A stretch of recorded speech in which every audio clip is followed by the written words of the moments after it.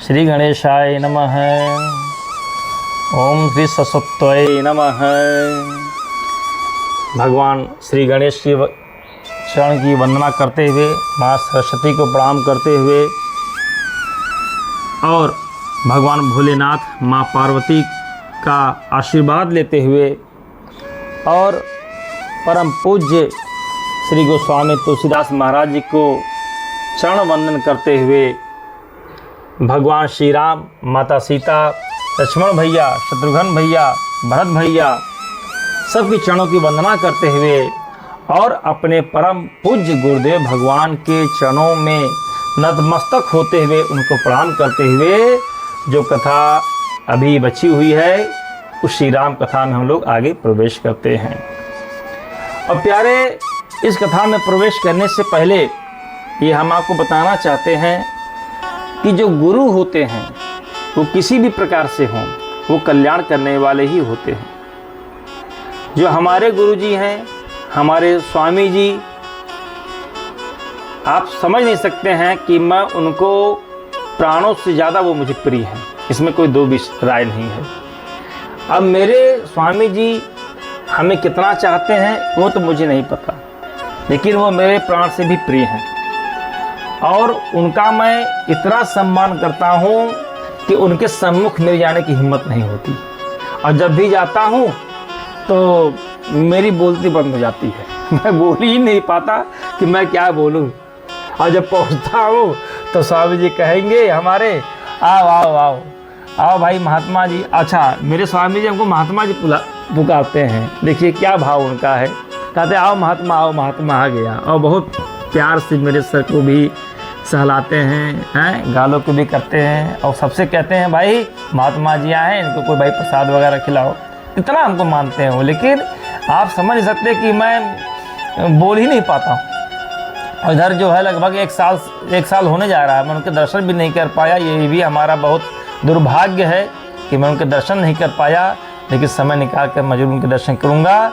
तो आइए आज हम लोग चर्चा करते हैं गुरु महिमा की, कि गुरु कैसे होते हैं। ठीक है, तो यहाँ पर श्री गोस्वामी तुलसीदास जी ने बड़ा अच्छा प्रसंग दिया है। क्या दिया है कि बंदौ गुरु पद पदुम परागा, सुरचि सुबास सरस अनुरागा, अमिय मूरिमय चूरन चारु, समन सकल भवन रुजे परिवारु, सुकति संभुतन विमल विभूति, मंजुल मंगल मोद प्रसूति, जन मन मंजु मुकर मलहरनी,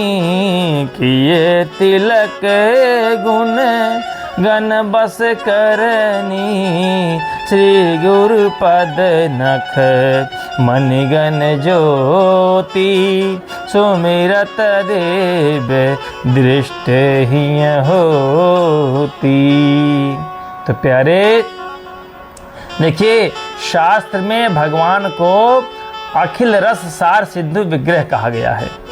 राक्षसों के पास सुख दृष्टि नहीं थी, इसलिए वे भगवान का रस नहीं ले पाए, और यह दृष्टि तो केवल श्री गुरुदेव की कृपा से ही प्राप्त होती है। प्यारे, जैसे बिना वैद्य या डॉक्टर की सलाह के ली गई औषधि कई बार हानिकारक हो जाती है, ऐसे ही बिना गुरु आज्ञा या बिना गुरु कृपा के भजन भी कई बार अनर्थकारी हो जाया करता है। इसलिए गुरु कृपा का अवलंबन अवश्य करना चाहिए, अवश्य होना चाहिए। एक जैन आचार्य हुए हैं जिन्होंने श्री गुरु महिमा में कहा है कि इसका कोई गुरु नहीं, उसका जीवन शुरू नहीं। ठीक है, तो जीवन का शुभारंभ गुरु कृपा से ही होता है। उन्होंने इसके लिए पतंग और पतंगे का उदाहरण दिया है। पतंगे और पतंगे में अक्षर एक जैसे होते हैं, लेकिन दोनों के स्वभाव में अंतर है। क्या अंतर है कि पतंगा स्वतंत्र रहता है और पतंग परतंत्र रहती है। लेकिन पतंगा ये स्वतंत्र पतंगा दीपक के ऊपर थोड़ी देर में जलकर राख और खाक हो जाता है। अब पतंग भले ही परतंत्र रहती है, परंतु उसकी डोर किसी और के हाथ में होती है, इसलिए पतंग हमेशा आकाश की ऊंचाइयों को छूती है प्यारे। और जब तक पतंग अपनी डोर में टंगी रहती है, धरती पर पड़ी रहती है। तो जिसका जीवन पतंगे के समान स्वतंत्र है, वे संसार की विषय वासनाओं में थोड़े ही दिन में जलकर राख और खाक हो जाते हैं। लेकिन जिन्होंने अपने जीवन की डोर किसी सद्गुरु के हाथों में दे दी, उनका जीवन हमेशा पतंग की तरह आकाश के अनंत ऊंचाइयों पर होता है। कोई न कोई हमारी उंगली पकड़ ले, कोई ऐसे हाथ में हो जो हमें थाम सके, जो हमें गिरने से साध सके, जो हमारी पीठ थपथपा सके, जो हमको सहारा दे सके। तो स्वयं महाराज दशरथ गुरु की महिमा बताते हैं। दशरथ जी से जब कोई कहता था कि आप तो बड़े यशस्वी हैं, तो दशरथ जी के नेत्र छलक आते थे। मेरी कोई क्षमता नहीं है, आज मैं जो कुछ भी हूँ, जो कुछ भी मेरे पास है, वह सब कुछ मेरे सदगुरु देव की कृपा से है, अब मेरे गुरुदेव के आशीर्वाद से है। और सच बता दूं, आप मुझे जिस स्वरूप में देख रहे हैं और मैं आपके साथ अगर मैं कथा बोलने का प्रयास कर रहा हूं, तो ये हमारे स्वामी जी की देन है। और उन्होंने पहली बार जब मैं इस क्षेत्र में आया, तो उन्होंने हमसे कहा कि जाओ तुम राम कथा बोलोगे, और राम कथा बोलोगे ही बोलोगे। लेकिन मैंने कभी ध्यान नहीं दिया, यही होता है, गुरु की अवहेलना कर दिया। आज लगभग 3 साल से ऊपर हो गया, लेकिन अब हमको समझ आता है कि गुरु जी ने हमको कहा था, तो मैं प्रयास करूंगा। और बिना प्रयास से कोई चीज़ नहीं मिलता है प्यारे। और जब तक हरि कृपा नहीं हो जाती, तब तक संत भी नहीं मिलते हैं। बिनु हरि कृपा मिले नहीं संता। और जब संत मिल जाते हैं, गुरु मिल जाते हैं, तो आपका जीवन धन धन हो जाता है प्यारे। तो यहाँ पर दशरथ जी क्या कहते हैं? दशरथ जी कहते हैं कि जे गुरु चरण रेणु सिर धरहि, ते जनु सकल विभव बस करहि। मोहि समयहु अनुभयहु या न दूजे। मोहि समयहु अनुभयहु न दूजे। सब पायऊँ रज पावनि पूजे।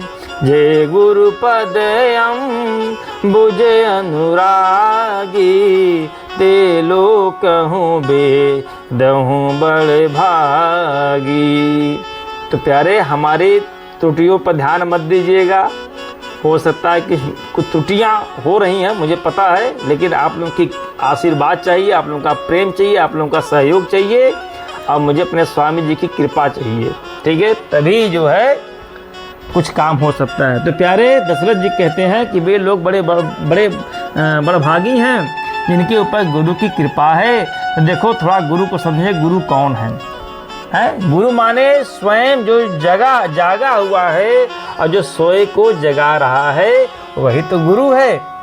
ते ही समय विभीषण जागा। श्री हनुमान जी जब हम सभी के गुरु हैं, गुरुदेव हमें वासना की मूर्छा से जगाकर उपासना की ऊर्जा से जोड़ देते हैं। गुरु कोई आचरण नहीं देते, गुरु तो जागरण देते हैं। और जीवन में जब जागरण आता है, तब आचरण उसके पीछे पीछे आता है प्यारे। आखिर सोया हुआ व्यक्ति लाख प्रयत्न करे तो भी आचरण करेगा तो क्या करेगा? जो कुछ करेगा सब व्यर्थ करेगा। अगर व्यक्ति के जीवन में जागृति नहीं है, तो वह जो कुछ भी करता है वह सब कुछ व्यर्थ हो जाता है। गुरु वास्तव में भिखारी को भी सम्राट बना देता है, जैसा कि मेरे स्वामी जी ने मुझको कहाँ से कहाँ पहुँचा दिया। उनकी कृपा है, ये समझ लीजिए। आज मैं जो कुछ भी हूँ, मैं अपने गुरु की कृपा से हूँ। तो प्रत्येक जीव के अंदर सद्गुणों का अनंत खजाना भरा हुआ है। गुरु कुछ भी नहीं करते, गुरु केवल उस शिष्य को खजाने की चाबी थमा देते हैं। अतः शास्त्रों में गुरु को शंकर स्वरूप कहा गया है। गुरुम शंकर रूपिणीम। तो शंकर जी, तुम त्रिभुवन गुरु वेद बखाना।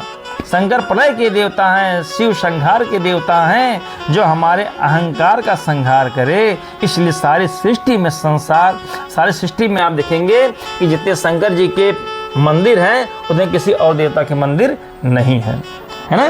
तो हमारे शास्त्र प्रलय को सृष्टि से अधिक आदर देते हैं। सबसे कम मंदिर ब्रह्मा जी के और सर्वाधिक मंदिर शंकर जी के हैं। तो वास्तव में गुरु को अगर साधारण भाषा में समझना हो तो गुरु लेंस के समान होते हैं। लेंस छोटे को बड़ा करके दिखाता है, तो जो सूक्ष्म से सूक्ष्म को भी सरलता से दिखा दे, यही गुरु की महिमा है कि नहीं है।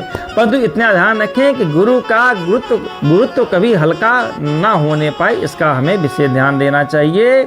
तो अगर गुरु प्रसन्न है तो गुरु को बोलने की आवश्यकता नहीं है, गुरुदेव की प्रसन्नता ही हमारा कल्याण कर देगी। इसके लिए कुछ भी ना कहने की आवश्यकता है और ना ही कुछ करने की आवश्यकता है प्यारे। बस केवल गुरु प्रसन्न हो। तो गोस्वामी जी ने लिखा है, गुरु गोसाई साहिब सिय रामू, गुरु गोसाई साहिब सिय रामू, लागत मोही नीक परिणामू, लागत मोही नीक परिणामू।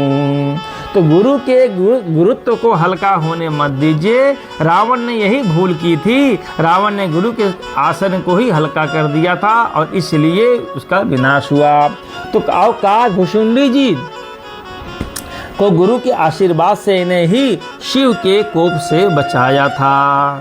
ठीक है, राखें गुरु जो कोप विधाता। कई लोग कहते हैं कि हमको गुरु कैसे मिले, भी प्रश्न है भाई गुरु कैसे मिले। तो देखो, गुरु खोजे नहीं जाते हैं, गुरु हो जाते हैं। गुरु देखे जाते हैं तो उनका दर्शन किया जाता है, और गुरु का दर्शन करने के लिए तर्क की नहीं बुद्धि की आवश्यकता होती है। गुरु का दर्शन होता है श्रद्धा से भरे हुए छलछलाते नेत्रों से। इसके लिए डबडबाते निर्मल नेत्र चाहिए प्यारे। हम अनेकों तर्कों का जाल लेकर गुरु को फंसाने जाते हैं। एक संत बहुत अच्छी बात कहते हैं, वे कहते हैं कि देखो भैया, स्निग्ध शिष्य पर ही गुरु मुग्ध होते हैं। हृदय शुष्क नहीं होना चाहिए, श्रद्धा से सना हुआ हृदय, श्रद्धा से भरा हुआ हृदय होना चाहिए। ठीक है, तब गुरु मुग्ध होते हैं, और जब मुग्ध होते हैं तब शिष्य विदग्ध होते हैं, और गुरु उसकी समस्त वासनाओं को दग्ध कर देते हैं। अरे गुरु तो वही है जो सब कुछ छुड़ाकर हमें प्रभु से जोड़ देते हैं। तो काकभुशुंडी जी इसके जीते जागते उदाहरण हैं। कहा गया है, राखै गुरु जो कोप विधाता, गुर विरोध नहीं को जग त्राता। इसलिए गुरु को खोजिए मत, गुरु खोजे नहीं जाते, गुरु तो अनायास ही मिल जाते हैं। आखिर हम उन्हें खोजेंगे कैसे? देखो, एक सिद्धांत है, जब शिष्य तैयार होता है तब गुरु उपलब्ध हो जाते हैं, और शिष्य गुरु के पास आए इसके पहले ही गुरु शिष्य के हृदय में पहुंच जाते हैं। परंतु शिष्य का एक ही काम है, जब गुरु पुकारे तब कृपया हम उनकी पुकार को सुने, उसमें बाधा ना डालें। तिब्बत में एक कहावत चलती है कि जब 1000 गुरु बुलाए जाते हैं तब उनमें से कोई एकाध ही पहुंचता है, शेष तो बाकी बाधा ही बनते हैं। यह सिद्धांत हमारे साथ ठीक बैठता है, हमारा अहंकार बाधा बनता है। देखिए, एक नियम है कि घड़ा जब झुकता है तब पानी से भरता है, जब तक घड़ा झुकता नहीं तब तक वह खाली ही रहता है। और हमारा हृदय जब झुकता है तो कृपा से भरता है और अहंकार शून्य हो जाता है। तो देखो, जब भारी गर्मी पड़ती है तब उसके बाद घनघोर वर्षा होती है। तो ऐसे ही शिष्य का हृदय उत्तप्त होता है। विरह की उष्मा जब बहुत ज़्यादा बढ़ जाती है तब कृपा की बदली स्वयं ही बरस जाती है। हमारी प्यास जगनी चाहिए, हमें मार्ग पर होना चाहिए। आखिर बिना मार्ग के गुरु मिलेंगे कैसे, बिना प्यास की तृप्ति कैसे होगी। तो गुरु प्रसाद के स्वरूप हैं। कैसे हैं? गुरु प्रसाद के स्वरूप हैं प्यारे।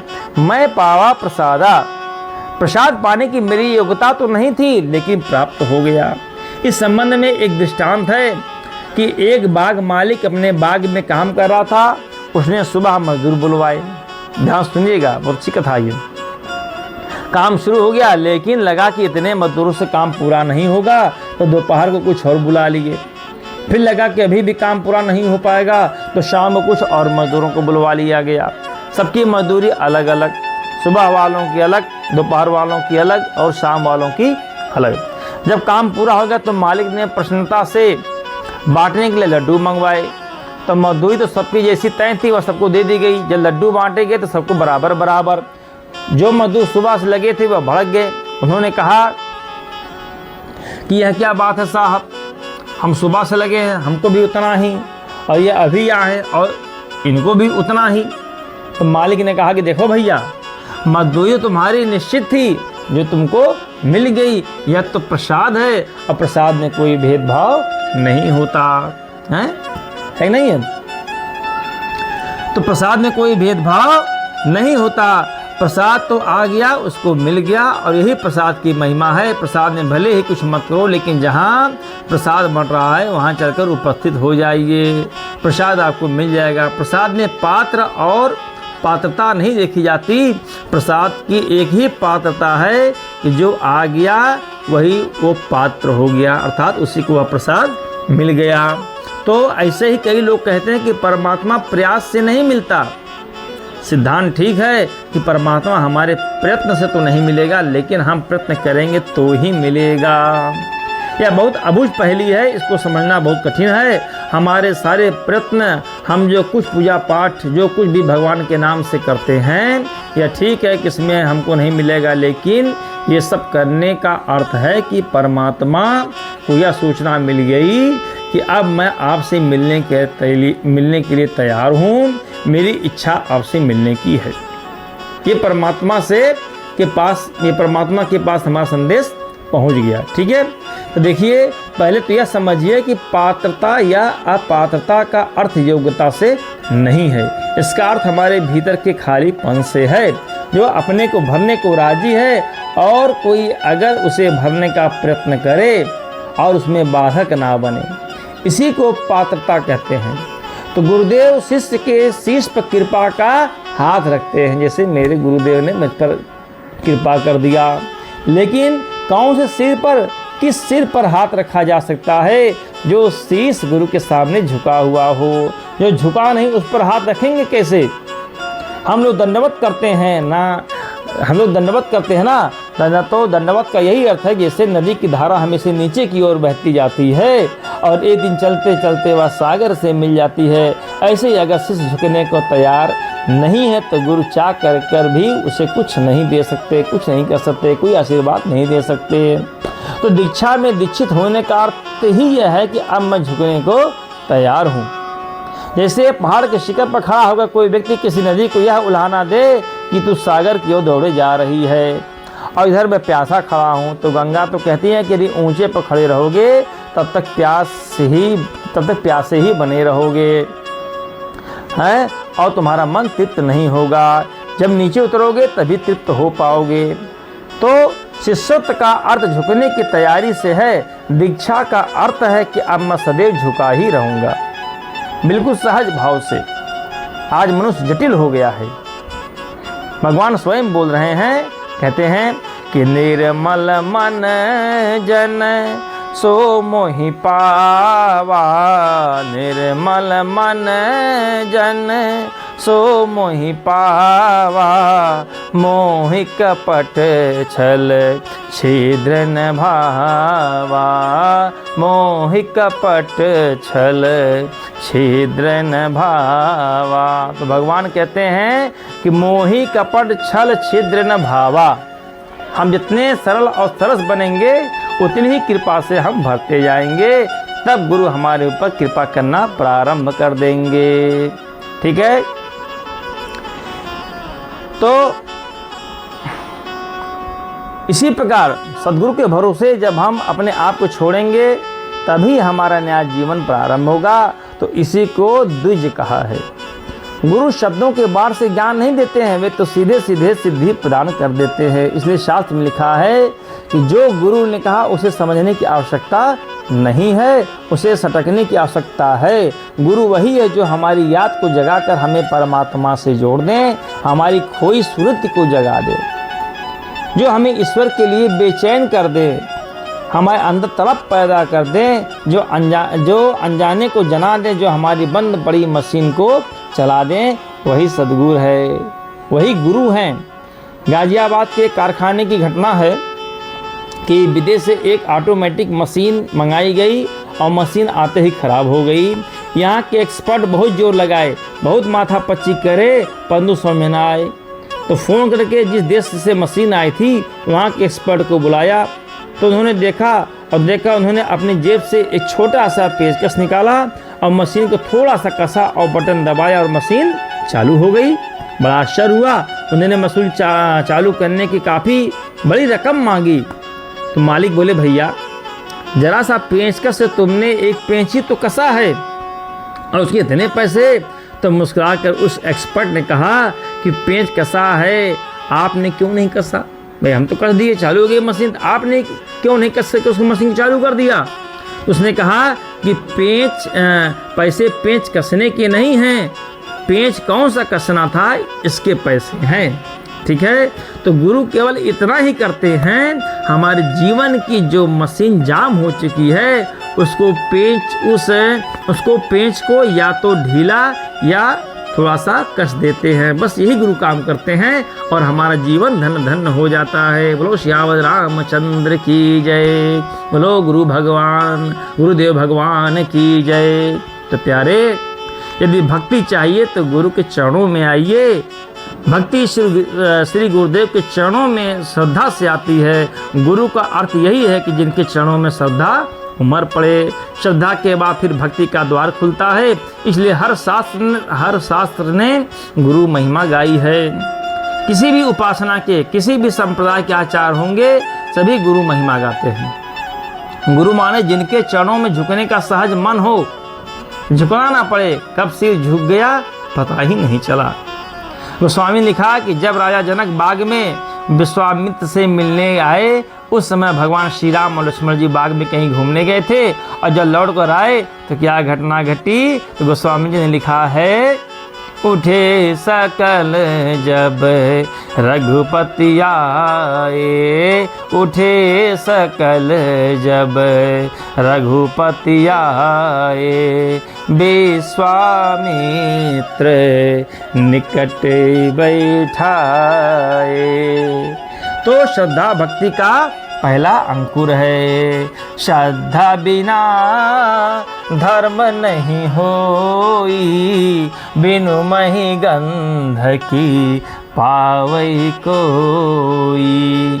तो हम भगवान की खोज ना करें। सूरज का पता नहीं क्योंकि आंखें अंधी हैं, इसलिए क्या करें? इसलिए पहले वैद्य की खोज करें जो आँख के जाले को साफ करे, हमारी दृष्टि का उपचार करे। इसलिए गुरु नानक देव जी ने स्वयं को वैद्य ही कहा है। ठीक है, त्रिभुवन के गुरु भगवान शिव हैं, ये बात ध्यान रखिएगा। त्रिभुवन के गुरु भगवान शिव हैं और भगवान शिव के चरणों में जाइए। बीमारियों की तरह सुख दुख भी संक्रामक होते हैं। आप किसी दुखी व्यक्ति के पास जाकर बैठिए, आप उदास हो जाओगे। कल की कथा मैंने यही बताया था आपको कि हंसते हुए प्रसन्न रहिए, चाहे इतना ही दुख क्यों ना हो। क्या आपको लगता है कि मैं बहुत प्रसन्न हूँ अंदर से या बहुत सुखी हूँ? क्या हमारे पर दिक्कत परेशानियाँ नहीं हैं? तो प्यारे, अगर मैं अपनी दिक्कत परेशानियाँ आपके सामने जाहिर कर दूंगा तो आप यही कहेंगे कि आप ऐसे मुस्कुरा कैसे रहे हैं?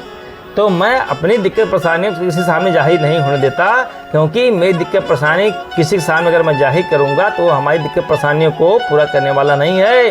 तो हमें किससे कहना है? अपने गुरु के चरणों में जाकर कहना है, उनसे कहना है, भगवान से कहना है कि नारायण कि जय विधिनाथ होई हित मोरा, करहु सुबेगी दास मैं तोरा। तो हमें मांगने की आवश्यकता नहीं है। हमारी स्थिति परिस्थिति जैसे चल रही है वो आप देख ही रहे हैं। ठीक है, तो आप जो है जब किसी दुखी व्यक्ति के साथ बैठेंगे तो आप दुखी हो जाएंगे। किसी हंसते हुए मुस्कुराते हुए व्यक्ति के साथ अगर आप बैठते हैं तो भी आप देखेंगे तो आपका मुखमंडल भी हंसता हुआ हो जाएगा।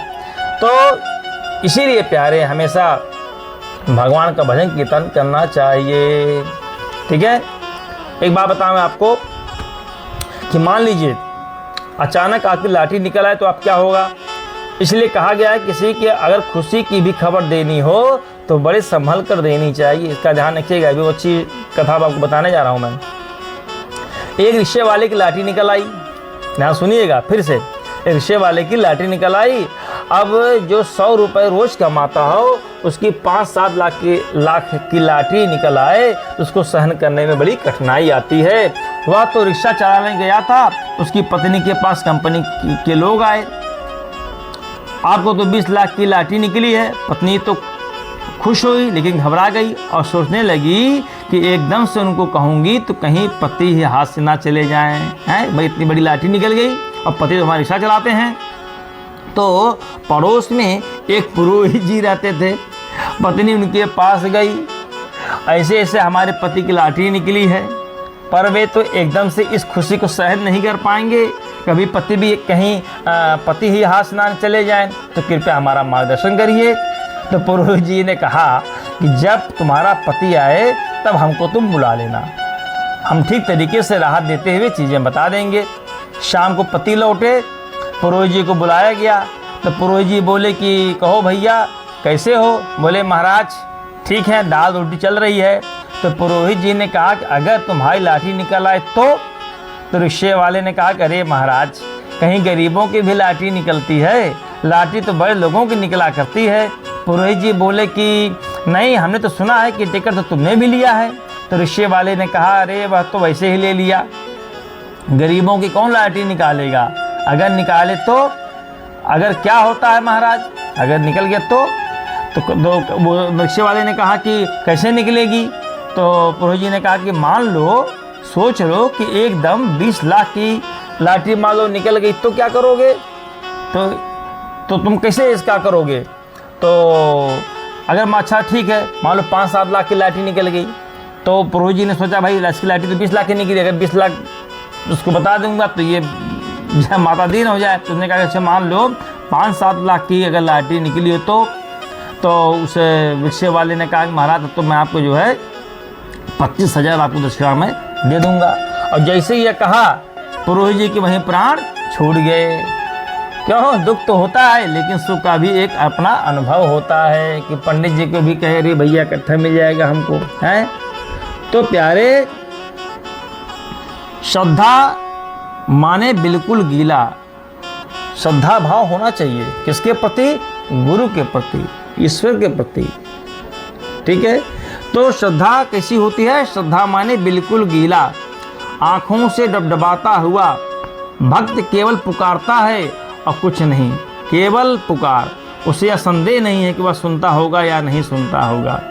किसकी पुकार, नारायण की पुकार, गुरुदेव की पुकार। आप श्रद्धा भाव से उनका भजन करिए, कीर्तन करिए। ठीक है, वो सुन रहा है कि नहीं सुन रहा है इससे आपको मतलब नहीं है, लेकिन आप अगर लगातार अगर उनकी आप भजन कीर्तन कर रहे हैं तो आपको सुनता जरूर है, ये बात समझ लीजिएगा। ठीक है। तो उसे पुकारने में जो रस आता है वो किसी रस में नहीं आता है। अब भगवान सुने या ना सुने ये उनकी मर्जी। हमको पुकारने में आनंद आना चाहिए, लेकिन हम सब बहुत जल्दबाजी में रहते हैं कि अभी प्रणाम किया और तत्काल परिणाम चाहते हैं। अभी मंदिर गए, पूजा पाठ किया, अनुष्ठान किया और तुरंत चाहते हैं भैया रिजल्ट हमको मिल जाए। ये संभव नहीं है। कितने लोग यहाँ पर ऐसे हैं जो अनुष्ठान केवल इसलिए करवाते हैं कि मेरा काम सिद्ध हो जाए, और अनुष्ठान करवाने के बाद जब उनका कार्य सिद्ध नहीं होता है तो वो ब्राह्मणों को उल्हाना देते हैं, भैया तुमने तो अनुष्ठान किया लेकिन मेरा कार्य सिद्ध नहीं हुआ। तो प्यारे, मैं उन यजमानों से कहना चाहता हूँ कि कृपया आप भक्ति भाव से भगवान के निमित्त आप अनुष्ठान कराइए, आपके सब कार्य पूर्ण होंगे। लेकिन आप अगर जब सकाम भाव से आप अनुष्ठान कराते हैं, जरूर नहीं कि आपका अनुष्ठान पूरा ही हो, क्योंकि पता नहीं आपके मन में क्या भाव चल रहा है, क्या नहीं चल रहा है। ठीक है। हो सकता है कि आपके मन में अश्रद्धा हो, श्रद्धा ना हो, आपको संदेह हो, तो संदेह भी अगर आप करते हैं तो भी आपका कार्य होने वाला नहीं है प्यारे। ठीक है। तो आइए आपको फिर एक कथा बताते हैं कि अमेरिका के एक उदाहरण है। किसी ने सोने की खान खरीदी, काफ़ी धन संपत्ति बाहर खरीदने में लगा दी, शेष जो बची थी वह खुदाई में लगा दी। सोने का कहीं अता पता नहीं। ठीक है। फिर उसने उसको बेचने के लिए मुनादी कराई। एक ग्राहक आया, उसने जब खरीदने की बात की तो उसने कहा कि देखो भैया, मैं ही खरीद कर पछता रहा हूँ, मेरी सारी संपत्ति इसमें लग गई, तुम काहे के लिए बर्बाद होना चाहते हो। ये कथा सुनाने के बाद बताऊंगा कि आप कथा ही क्यों सुना रहा हूँ आपको। उसने कहा कि कोई बात नहीं, हम भी देख लेते हैं, हो सकता है जहाँ आपने छोड़ा है वहीं से मुझे थोड़ा आगे जाने का रास्ता मिल जाए। और घटना कहती है कि वही हुआ, वही केवल 2 फुट गहरी और खुदाई की तो सोने का अपार धन मिल गया, भंडार मिल गया। ठीक है, तो हम ये कहना चाहते हैं कि जब व्यक्ति, कई बार ऐसा देखते होंगे कि व्यक्ति निराश होकर आता है आपके पास, और निराश होकर इस तरह से आया कि महाराज हमने जो है ये कार्य किया, हमने वो कार्य किया, लेकिन सफलता कहीं नहीं मिली। तो प्यारे, आप समझिए कि आप किसी कार्य को करने के लिए यदि आपने 1 साल का समय दिया या 6 महीने का समय दिया, फिर आप वापस आ गए और फिर दूसरा कार्य आपने प्रारंभ कर दिया, फिर 6 महीना साल भर आपने कार्य किया, फिर वापस आ गए और फिर इसके बाद तीसरी बार चौथी बार किया, तो आपने प्रयास किया, नए नए कार्यों में प्रयास किया और छोड़कर फिर वापस आ गए, तो आप वहीं रह गए हैं।